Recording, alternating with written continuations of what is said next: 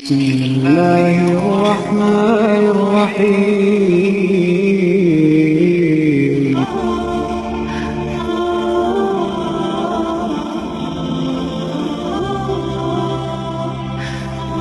الحمد لله وحده والصلاة والسلام على من لا نبي بعده أما بعد فأعوذ بالله من الشيطان الرجيم واعبدوا الله ولا تشركوا به شيئا وبالوالدين إحسانا وبذي القربى واليتامى والمساكين والجار ذي القربى والجار الجنب والصاحب بالجنب وابن السبيل.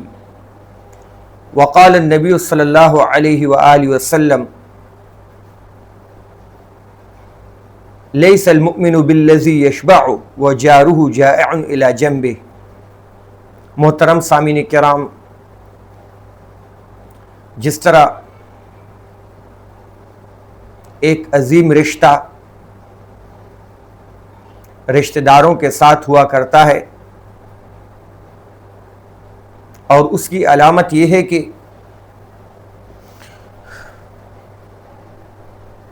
وراثت جاری ہوتی ہے،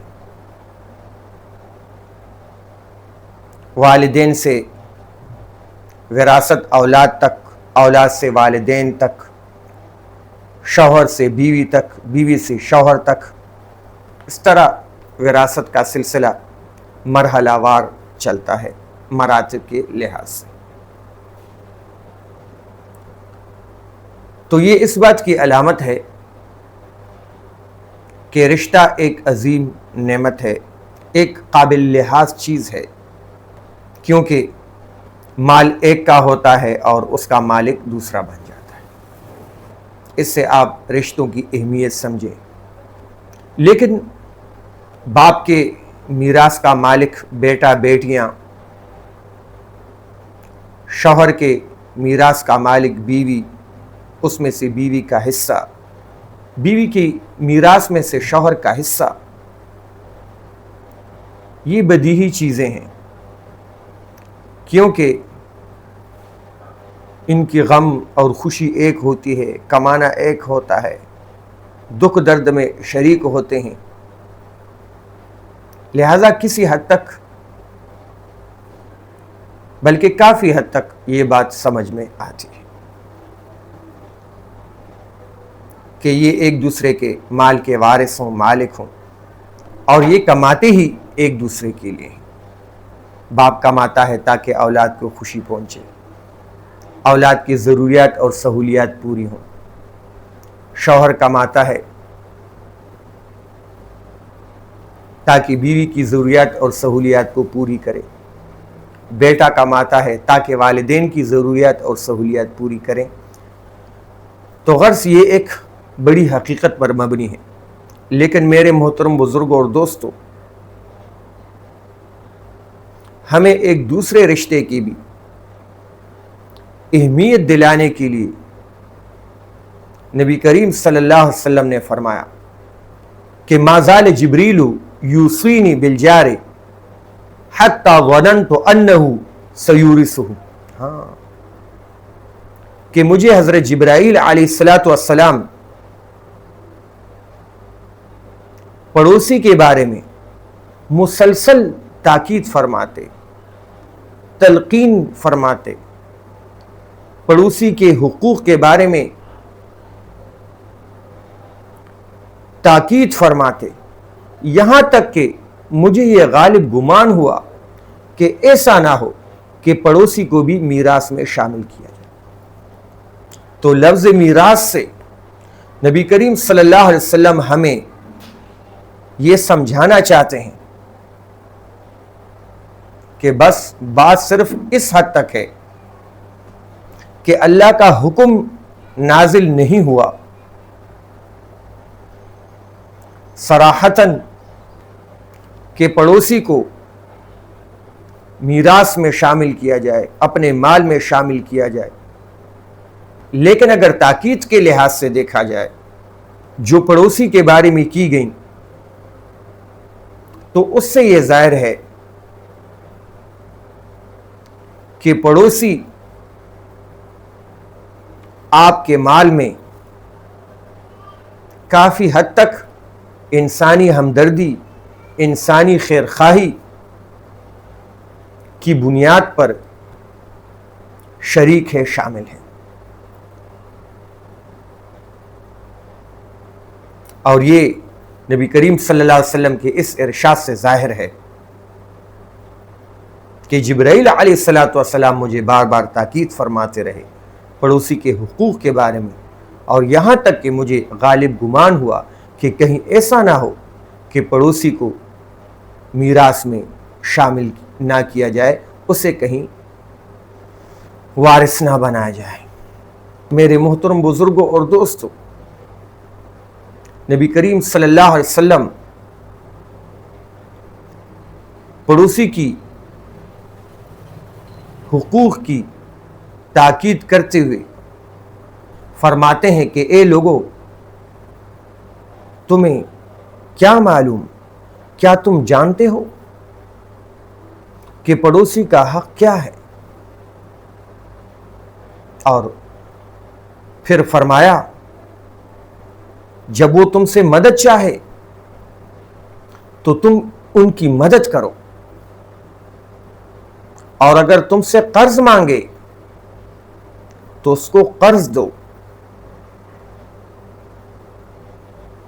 اور اگر وہ محتاج ہو تو اس کی اعانت کرو، اور اگر وہ بیمار ہو تو اس کی عیادت کرو، اور اگر وہ مر جائے تو اس کے جنازہ میں شریک ہو، اور اگر اسے خوشی پہنچے تو اسے مبارکباد دو، اور اگر اسے غم پہنچے تو اس کی تعزیت کرو۔ اور آگے فرماتے ہیں کہ اپنے پڑوسی کی اجازت کے بغیر اپنے گھر کو اس کے گھر سے اونچا نہ کرو، جس کی وجہ سے اس کے گھر کی ہوا رک جائے، اس کے گھر میں ہوا کا آنا رک جائے۔ ہاں، اور فرمایا جب تم پھل لاؤ اپنے گھر تو اس میں سے پڑوسی کا حصہ کرو، اور اگر ایسا نہیں کر سکتے تو چھپ کے لاؤ۔ اور فرمایا کہ تمہارا گھر میں لائے ہوا پھل تمہارا بچہ لے کے گھر سے باہر نہ جائے، جس کی وجہ سے تیرے پڑوسی کے بچے کو رنج ہو، صدمہ ہو کہ تیرا بچہ پھل کھائے اور پڑوسی کا بچہ اس کو دیکھتا رہے۔ ہاں، تیرا بچہ پھل لے کے باہر نہ نکلے۔ اور فرمایا جب تم گھر میں کھانا پکاؤ تو اس کا دھواں تمہارے پڑوسی کے گھر کی طرف نہ جائے، الا یہ کہ اس میں سے پڑوسی کا بھی حصہ کرو۔ اور فرمایا قسم ہے اس ذات کی جس کے قبضہ میں میری جان ہے کہ پڑوسی کا حق کوئی نہیں جان سکتا سوائے اس شخص کے جس پر اللہ رحم کرے۔ میرے محترم بزرگوں اور دوستو، یہ نبی کریم صلی اللہ علیہ وسلم کی حدیث مبارک کا مفہوم ہے۔ اس سے آپ اہمیت لگائیں، اندازہ لگائیں کہ پڑوسی ہمارے مال و دولت میں کس قدر شریک ہے، پڑوسی کا کس قدر حق ہے، پڑوسی کس قدر حسن سلوک کا حقدار ہے۔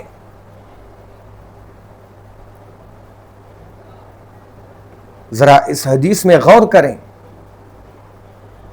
مدد کرو، قرض دو، محتاج و اعانت کرو، بیمار پرسی کرو، جنازے میں شریک ہو جاؤ، خوشی پہ مبارکباد دو، غم پہ تسلی کے الفاظ کہو، پھل میں شریک کرو، کھانے میں شریک کرو۔ تیرے گھر کے اونچا ہونے کی وجہ سے اس کے گھر کی ہوا، اس کے گھر کے اندر ہوا آنا نہ رکے۔ تاکیدوں پہ تاکیدیں، نصیحتوں پہ نصیحتیں۔ اہمیت پہ اہمیت. لہذا ہم اپنے پڑوسی کے ساتھ بہتر سے بہتر انداز کے ساتھ پیش آنے کی کوشش کریں.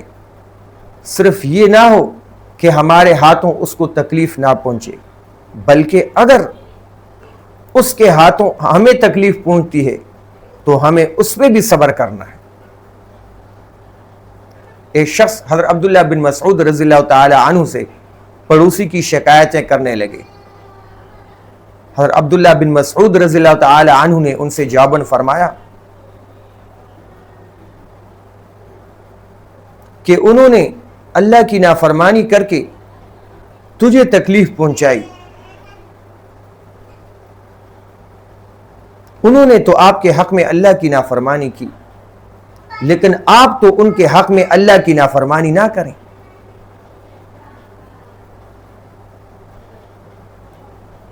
مطلب یہ کہ اگر پڑوسی نے تکلیف پہنچائی آپ تکلیف نہ پہنچائیں.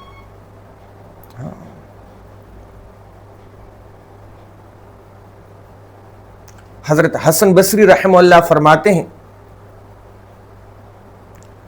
کہ 40 گھر آگے تیرے گھر کے، 40 گھر پیچھے، 40 گھر دائیں اور 40 گھر بائیں، یہ آپ کا پڑوس ہے. 40 مکان تک ہر جانب.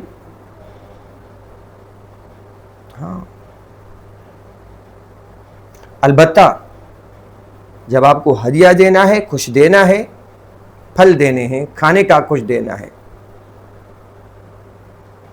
تو ابتدا اس گھر سے کرنی ہے جس کا دروازہ آپ کے گھر کے قریب. حضرت عائشہ رضی اللہ تعالی عنہا نے نبی کریم صلی اللہ علیہ وسلم سے پوچھا کہ اللہ کے رسول، میرے 2 پڑوسی ہیں، ابتدا کس سے کروں؟ کچھ دینا چاہوں، ابتدا کس سے کروں؟ فرمایا کہ جس کے گھر کا دروازہ آپ کے گھر کے دروازے سے سب سے زیادہ قریب. پڑوسی کا بڑا حق ہے. نبی کریم صلی اللہ علیہ وسلم سے عرض کیا گیا کہ اللہ کے رسول، ایک عورت ہے جو فرائض کے علاوہ نوافل پڑھتی ہے، ذکر و تلاوت کرتی ہے، صدقات دیتی ہے، فرض روزوں کے علاوہ نفلی روزے رکھتی ہے، لیکن اس کا سلوک اپنے پڑوسیوں کے ساتھ ٹھیک نہیں، درست نہیں. نبی علیہ السلام نے فرمایا کہ یہ جہنمی ہے. دیکھو، فرائض کے علاوہ نفل نماز پڑھتی ہے، ذکر و تلاوت کو زیادہ وقت دیتی ہے، صدقات کرتی ہے، فرائض کے علاوہ، فرض روزوں کے علاوہ نفل روزے رکھتی ہے، لیکن پڑوسی کے ساتھ سلوک صحیح نہیں. فرمایا یہ جہنمی ہے.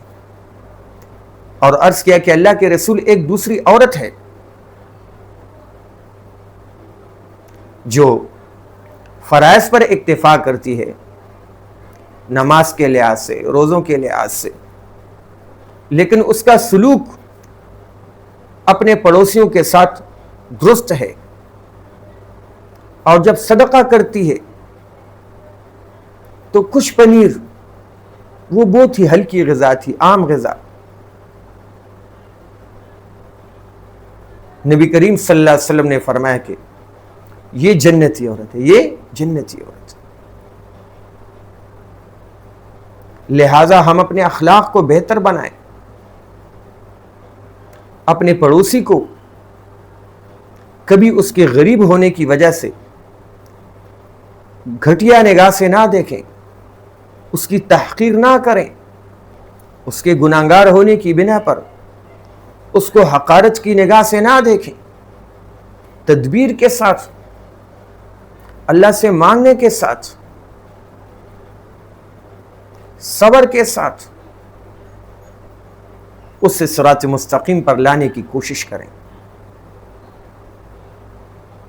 پڑوسی کا کس قدر حق ہے کہ ایک مرتبہ حضرت عبداللہ بن عمر رضی اللہ تعالی عنہما کے غلام نے بکری ذبح کی. حضرت عبداللہ بن عمر رضی اللہ تعالی عنہما انہیں بار بار تاکید فرماتے رہے کہ اس میں سے میرے اس یہودی پڑوسی کو دینا. انہوں نے عرض کیا کہ آپ کب تک کہتے رہیں گے؟ کیونکہ وہ بار بار کہتے رہے.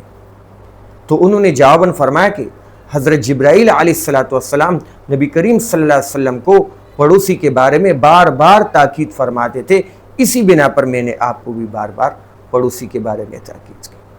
نبی کریم صلی اللہ علیہ وسلم فرماتے ہیں لیس المؤمن بالذی یشبع وجارہ جائع الی جنبہ، کہ وہ مومن ہی نہیں، وہ اللہ کا اور اللہ کے رسول صلی اللہ علیہ وسلم کا کامل مطیع اور کامل فرما بردار ہی نہیں کہ جو خود تو پیٹ بھر کر کھانا کھائے اور اس کا پڑوسی اس کے پہلو میں جو ہے وہ بھوکا ہو.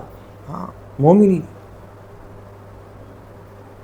اور فرمایا جو شخص بھی اپنے پڑوسی کو تکلیف دے گا وہ جنت میں داخل نہیں ہوگا. ہاں، پڑوس کی اہمیت کو سمجھیں، ان کے حقوق کا خیال رکھیں، ان کی تحقیر تو نہ کریں، ان کے غربت کی بنا پر انہیں ہلکی نگاہ سے تو نہ دیکھیں، ان کے غم خوشی میں تو برابر کے شریک ہوں. کہ ہم امیر کے خوشی میں پہنچنے کی بر وقت کوشش کرتے ہیں، امیر کے غم میں پہنچنے کی، امیر کے جنازے میں پہنچنے کی بر وقت کوشش کرتے ہیں، لیکن جب غریب کی خوشی ہو، جب غریب کی میت ہو تو چند افراد جنازے میں ہوتے ہیں. کس قدر افسوس کی بات ہے کہ ہم نے انسان اسی کو سمجھ لیا، معزز اسی کو سمجھ لیا جس کے پاس پیسہ ہو. تو کیا قارون کے پاس پیسہ نہ تھا؟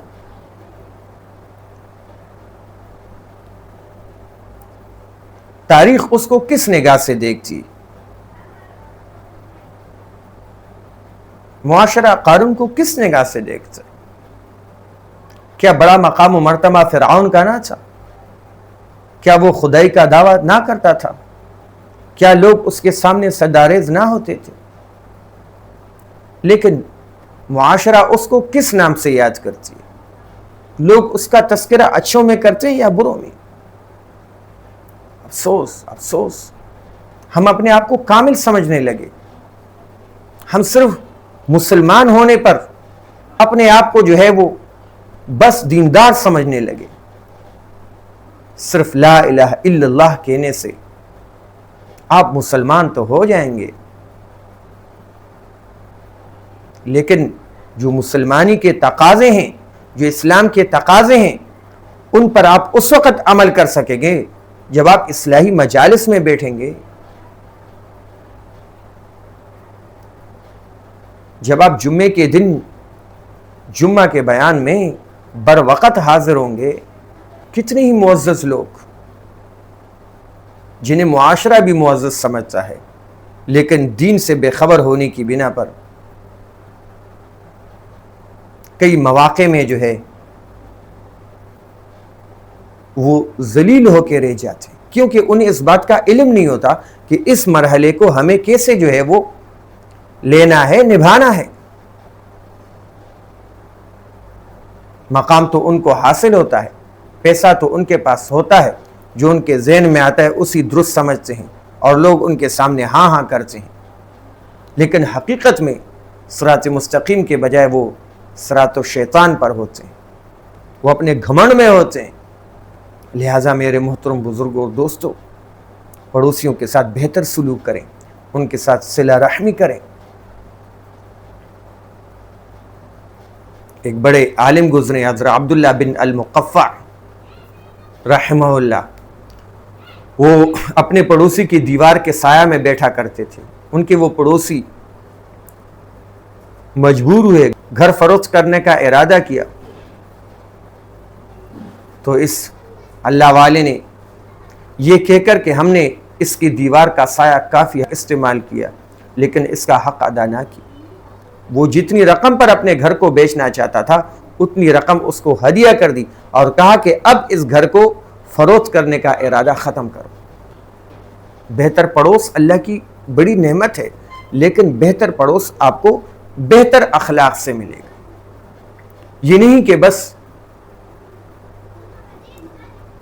اس میں اچھائی ہونی چاہیے اچھائیاں وہی کرے یا اچھائی کے مقابلے میں اچھائی وہی کرے، نہیں، اس کی برائی پر صبر کرنا ہے، جس کا یہ نتیجہ نکلے گا کہ ایک دن آپ کا پڑوس بہتر ہو جائے گا اور جو آپ کی زندگی میں ایک انتہائی لذت جو ہے وہ بخشے گا۔ جس طرح جب آپ کے گھر کے اندر سکون ہو، آپ کی بیوی با اخلاق ہو، آپ کے بیٹے اور بیٹیاں با اخلاق ہوں، تو آپ کو کس قدر سکون پہنچتا ہے۔ لیکن اس کا دار و مدار بھی آپ پر ہے کہ آپ بیوی کے ساتھ نرمی کریں، آپ بچوں کے ساتھ تادیبی کارروائی کریں، تدبیر سے انہیں راہ راست پر لانے کی کوشش کریں۔ یہی طریقہ آپ کو پڑوس میں بھی اپنانا ہو۔ جب آپ کو گھر سے بھی سکون ملے گا، آپ کو پڑوس سے بھی سکون ملے گا، تو آپ کی زندگی میں انتہائی لذت ہوگی اور آپ بڑے پرسکون ہوں گے، اور آپ زندگی کے کسی بھی مشکل مرحلے میں اپنے آپ کو تنہا محسوس نہیں کریں گے۔ باقی کارساز تو اللہ ہی ہیں، حسبنا اللہ ونعم الوکیل، نعم المولا ونعم النصیر۔ اللہ سے دعا ہے کہ ہمیں اپنے پڑوس کے ساتھ بہتر سلوک اپنانے کی توفیق عنایت فرمائے۔ وآخر دعوانا ان الحمد للہ رب العالمین۔